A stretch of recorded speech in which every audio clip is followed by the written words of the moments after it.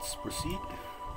At may isang ilog na lumabas sa Eden, na dumilig sa halamanan, at mula rooy nabahagi at nag-apat na sanga. Ang pangalan ng una ay Pison, na siyang lumiligid sa buong lupain ng Habila, na dooy may ginto. At ang ginto sa lupang yaoy mabuti. Mayroon din naman doong bedelyo at batong onyx. Okay. Pishon, isa sa mga river na nabanggit sa Bible. Yung Pishon, possible location maaaring sa Middle East, Turkey, Armenia, or even some areas associated with the Persian Gulf. May nagsasabi din na maaaring nasa area ito ng Saudi Arabia or Ganges River sa India. Maaaring natuyo lang, posible dahil sa pagbabago ng klima. Pero ang tiyak na lokasyon ay still unclear o walang kasiguraduhan. Kinukonsidera ito na maaaring ito ay isang metapora lamang o simboliko. Associated din ang Habila, nabanggit yung lupain ng Habila. Pinagpapalagay nila itong nasa modern day Medina, isang probinsya sa Saudi Arabia. Matatagpuan daw dito ang mga bdellium.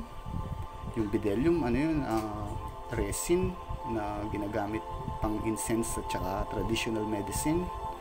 Onyx, ano naman yun, semi-precious stone. Siyempre, ginto, alam mo na, ginto, nabanggit ang material na bagay o kayamanan. Para saan? Iisa pa lamang ang tao sa mundo. Kanino siya magkikipag-trade?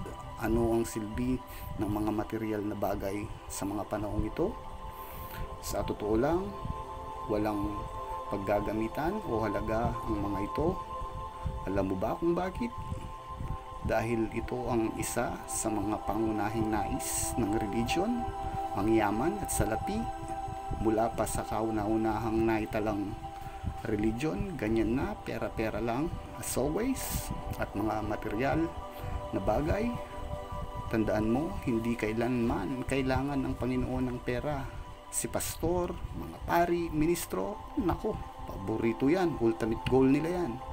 Huwag kang magbigay sa mga simbahan o kahit na anong religious organization. Ibigay mo na lang sa mga kapuspalad at lubos na nangangailangan. At kung totoo man ang Panginoong sinasamba mo, siguradong ikagagalak niya ito. Kung totoo lang, ha? Let's continue with the next river. At ang pangalan ng ikalawang ilog ay Gihon, na siyang lumiligid sa buong lupain ng Kush. Gihon, Gihon. Ganda ng pangalan, Ikalawang river to. May mga nagsasabi na ito ay nasa Ethiopia dahil nabanggit ang lupain ng Kush or parts of Mesopotamia. Ang iba naman, iniisip nilang baka ito yung Nile.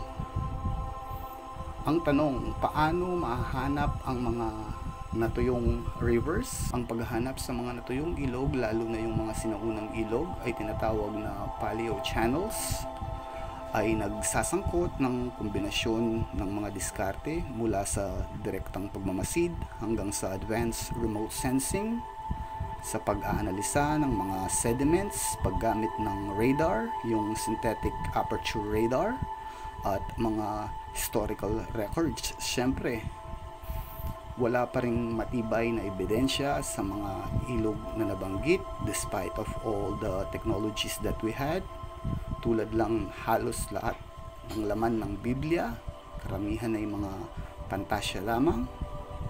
Walang matibay na ebidensya para malocate ang mga nabanggit na ilog, ang Gihon at Pishon River.